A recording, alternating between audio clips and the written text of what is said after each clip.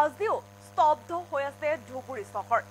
ধুবুৰী চহৰত আজিও বন্ধ হৈ আছে দোকান পোহাৰ।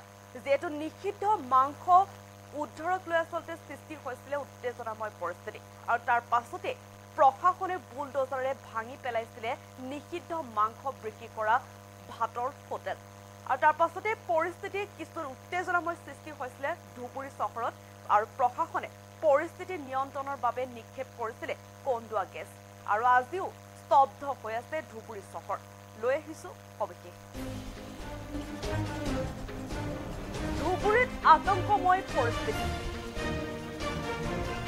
ঘটনাস্থলীত উপস্থিত জিলা আয়ুক্ত, জিলা আৰক্ষী অধীক্ষককে ধৰি উচ্চ পদস্থ বিষয়া। পৰিস্থিতি নিয়ন্ত্ৰণ কৰিবলৈ কন্দুৱা গেছ নিক্ষেপ প্ৰশাসনৰ। বন্ধ হৈ পৰিছে ধুবুৰী চহৰৰ দোকান পোহাৰ। ধুবুৰী ৩ নং ৱাৰ্ডৰ হনুমান মন্দিৰ চৌহদত উদ্ধাৰ হৈছিল নিষিদ্ধ মাংস।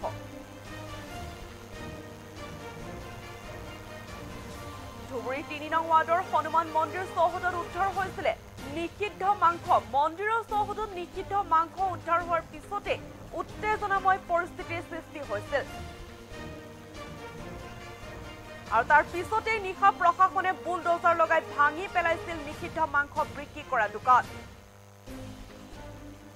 পুনৰ একাংশ লোকে ধুবুৰী মেজিষ্ট্ৰেট কলনীৰ ওচৰত আৰু নিউ মাৰ্কেটৰ চব্জি বিক্ৰেতা ই ৰিক্সা চালকৰ ওপৰত চলাই আক্ৰমণ। আৰু তাৰ পাছতে পৰিস্থিতি নিয়ন্ত্ৰণ কৰিবলৈ উত্তেজিত জনতালৈ আৰক্ষীয়ে এৰিলে কন্দুৱা গেছ। যিহেতু ধুবুৰীত এতিয়া আতংকময় পৰিস্থিতি বিৰাজ কৰিছে। আজিও স্তব্ধ হৈ আছে ধুবুৰী চহৰ। বন্ধ কৰি থোৱা হৈছে ইখনৰ পিছত ইখনকৈ দোকান আচলতে আজিও ধুবুৰী চহৰত বন্ধ হৈ আছে। আৰু ধুবুৰীত আতংকময় পৰিস্থিতি যিহেতু বিৰাজ কৰিছে, ঘটনাস্থলীত উপস্থিত হৈছিলে জিলা আয়ুক্ত, জিলা আৰক্ষী অধীক্ষককে ধৰি উচ্চ পদস্থ বিষয়া। আৰু পৰিস্থিতি নিয়ন্ত্ৰণ কৰিবলৈ কন্দুৱা গেছ নিক্ষেপ কৰিছিলে প্ৰশাসনে। বন্ধ হৈ পৰিছে ধুবুৰী চহৰৰ দোকান পোহৰ। আজিও বন্ধ ধুবুৰী চহৰৰ সকলো দোকান পোহৰ।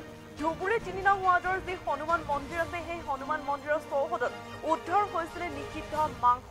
আৰু মন্দিৰৰ চৌহদত নিষিদ্ধ মাংস উদ্ধাৰ হোৱাৰ পিছতে উত্তেজনাময় পৰিস্থিতিৰ সৃষ্টি হৈছিলে। তাৰ পিছতে নিশা প্ৰশাসনে বুলডোজাৰ লগাই আচলতে ভাঙি পেলাইছিলে নিষিদ্ধ মাংস বিক্ৰী কৰা দোকানসমূহ। পুনৰ একাংশ লোকে ধুবুৰী মেজিষ্ট্ৰেট কলনীৰ ওচৰত আৰু নিউ মাৰ্কেটৰ যি চব্জি বিক্ৰেতাসকল আছে আৰু ই ৰিক্সা চালকৰ ওপৰত চলাইছিলে আক্ৰমণ। আৰু তাৰ পাছতে পৰিস্থিতি নিয়ন্ত্ৰণ কৰিবলৈ উত্তেজিত জনতালৈ আৰক্ষীয়ে এৰিলে কন্দুৱা গেছ। আজিও যিহেতু স্তব্ধ হৈ আছে ধুবুৰী চহৰ, বন্ধ হৈ পৰিছে ইখনৰ পিছত সিখনকৈ দোকান। আতংক এতিয়া বিৰাজ কৰিছে ধুবুৰী চহৰত। ঘটনাস্থলীত উপস্থিত হৈছিলে জিলা আয়ুক্ত, জিলা আৰক্ষী অধীক্ষককে ধৰি উচ্চ পদস্থ বিষয়া। আৰু পৰিস্থিতি নিয়ন্ত্ৰণ কৰিবলৈ কন্দুৱা গেছ নিক্ষেপ কৰিছিলে প্ৰশাসনে। বন্ধ হৈ পৰিছে ধুবুৰী চহৰৰ দোকান পোহাৰ। সকলো দোকান পোহাৰ ধুবুৰী চহৰত আজি পৰ্যন্ত বন্ধ হৈ আছে। ধুবুৰী ৩ নং ৱাৰ্ডৰ যি হনুমান মন্দিৰ, সেই হনুমান মন্দিৰৰ চৌহদত উদ্ধাৰ হৈছিলে নিষিদ্ধ মাংস। আৰু মন্দিৰৰ চৌহদত আচলতে নিষিদ্ধ মাংস উদ্ধাৰ হোৱাৰ পিছতে উত্তেজনাময় পৰিস্থিতিৰ সৃষ্টি হৈছিলে ধুবুৰী চহৰত। আৰু তাৰ পাছতেই নিশা প্ৰশাসনে বুলডোজাৰ লগাই ভাঙি পেলাইছিলে সকলো নিষিদ্ধ মাংস বিক্ৰী কৰা দোকানসমূহ। আৰু পুনৰ তাৰপিছতে একাংশ লোকে ধুবুৰী মেজিষ্ট্ৰেট কলনীৰ ওচৰত আৰু নিউ মাৰ্কেটৰ চব্জি বিক্ৰেতাসকল ই ৰিক্সা চালকৰ ওপৰত চলাইছিলে আক্ৰমণ। আৰু পৰিস্থিতি নিয়ন্ত্ৰণ কৰিবলৈ আৰক্ষী প্ৰশাসনে উত্তেজিত জনতালৈ এৰিলে কন্দুৱা গেছ। কন্দুৱা গেছ এৰাৰ পিছত যিহেতু পৰিস্থিতি নিয়ন্ত্ৰণৰ বাবে আৰক্ষী প্ৰশাসনে এৰিছিলে কন্দুৱা গেছ। আৰু আজিও স্তব্ধ হৈ পৰিছে ধুবুৰী চহৰ। সকলো দোকান পোহাৰ বন্ধ হৈ আছে আজিও ধুবুৰী চহৰত। পৰিস্থিতি নিয়ন্ত্ৰণ কৰিবলৈ যিহেতু কন্দুৱা গেছ নিক্ষেপ কৰিছিলে আৰক্ষী প্ৰশাসনে।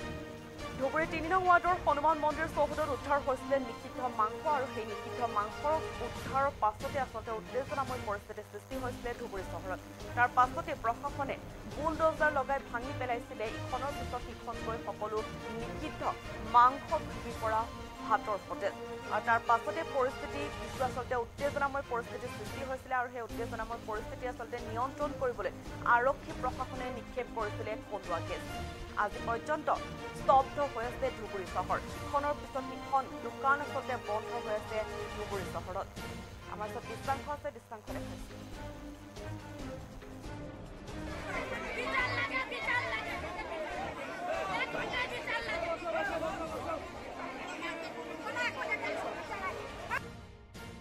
ইতিমধ্যে ধুবুৰী জিলা প্ৰশাসনৰ দৃষ্টিগোচৰ হৈছে যে ধুবুৰী আৰক্ষী থানাৰ অধীনস্থ অঞ্চলসমূহত সাম্প্ৰদায়িক উত্তেজনা, দাঙ্গাৰ আশংকা, হিংসাত্মক প্ৰতিবাদ যি শান্তি ভংগ হোৱাৰ সম্ভাৱনা আছে।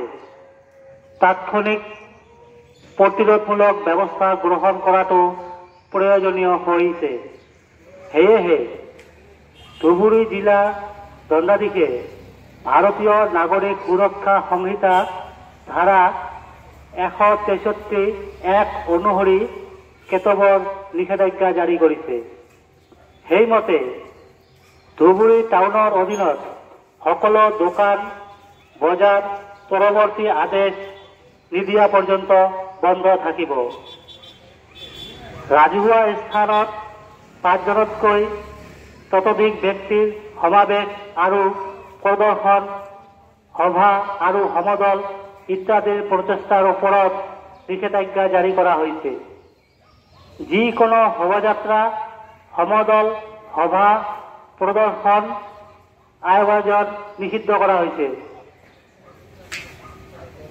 কেৱল চিকিৎসা প্ৰতিষ্ঠান, শিক্ষানুষ্ঠান, SDRF, অগ্নি নিৰ্বাপক, আৰক্ষী, আৰ্মি, অৰ্ধসামৰিক বাহিনী আৰু অন্যান্য ব্যক্তি যিসকলক জিলা দণ্ডাধীশে অনুমতি প্ৰদান কৰিছে তেখেতসকলৰ ওপৰত এই আদেশ প্ৰযোজ্য নহয়। উক্ত আদেশ উলংঘা কৰিলে 188 ধাৰা অনুসৰি বিহিত ব্যৱস্থা গ্ৰহণ কৰা হ'ব। পৰৱৰ্তী আদেশ নিদিয়ালৈকে উক্ত আদেশ বাহাল থাকিব। দাদা, আজি যে ঘটনা হৈছে কি ক'ব? আজি ঘটনাটো খুব উদ্বেগজনক। আমি এনেকুৱা কেতিয়াও নিবিচাৰোঁ। আমি সবসময় প্ৰশাসনক হেল্প কৰাৰ কাৰণে ৰেডি আছোঁ। প্ৰশাসন কিন্তু এতিয়া প্ৰশাসনৰ সুৰক্ষা বাহিনী যিটো আছে, আমাৰ যিটো পুলিচ প্ৰশাসন যিটো, সেইটো তেনেই তাকৰ, খালি মূৰে মূৰে 2 এটাকৈ দেখা গৈছে। এইটো কিন্তু চাফিচিয়েণ্ট নহয়। কিবা একটা অঘটন ঘটিব লাগিলে এই প্ৰশাসনে কিন্তু চাফিচিয়েণ্ট নহয়। সেইকাৰণে প্ৰশাসনক মই আপোনালোকৰ জৰিয়তে মই অনুৰোধ কৰিব বিচাৰোঁ যে ইমিডিয়েট ইয়াত ব্যৱস্থা কৰক, নহ'লে কিন্তু আমাৰ অৱস্থা খুব উদ্বেগজনক হৈ আছে। কালি হনুমান মন্দিৰত মাংস পোৱা গৈছিল, তাৰপিছত আজিও তাৰ ওচৰত এটা মাংস পোৱাৰ পিছতে ইয়াত মানে বাজাৰ পাত চবে বন্ধ হৈ আছে। চাওক, কালিৰ ঘটনাটো যেতিয়া কি হৈছিল তেতিয়া তাত মিটিং চিটিং কৰি পেলাই ৰাতিৰ ভিতৰতে কিবা এটা সমাধা উলিওৱা হ'ল। কিন্তু এছাম দুষ্কৃতিকাৰী, ইয়াত আমি ক'ব লাগিব এছাম দুষ্কৃতি, সব মানুহ নহয়, সব মানুহ শান্তিপ্ৰিয় ধুবুৰীৰ, কিন্তু এছাম তাৰ ভিতৰত কিছুমান আছে এছাম দুষ্কৃতিকাৰীয়ে কিবা এটা গণ্ডগোল লগাবৰ কাৰণে বোধ কৰোঁ এনেকুৱা এটা সৃষ্টি কৰি আছে। সেইকাৰণে প্ৰশাসনক আমি বিনম্ৰভাৱে অনুৰোধ কৰি বিচাৰোঁ, টানি অনুৰোধ কৰি বিচাৰোঁ যে অনতি পলমে ইয়াৰ এটা বিহিত ব্যৱস্থা ল'ব লাগে। এক কথাত ক'বলৈ গ'লে ধুবুৰীত এক সান্ধ্য আইনত পৰিণত হৈছে, অঘোষিত সান্ধ্য আইন। এতিয়া বৰ্তমান আমাৰ ধুবুৰীত কিন্তু অলিখিত সান্ধ্য আইন বৰ্তমান চলি আছে। চাওক, ৰাস্তা ঘাট চব ফাঁকা হৈ আছে। এইটো আমি কেতিয়াও নিবিচাৰোঁ। আমি এটা শান্তি বিচাৰোঁ আৰু প্ৰশাসনক আমি ৰিকুৱেষ্ট কৰিছোঁ প্ৰশাসনে যাতে অনতি পলমে ইয়াৰ এটা বিহিত ব্যৱস্থা লয়।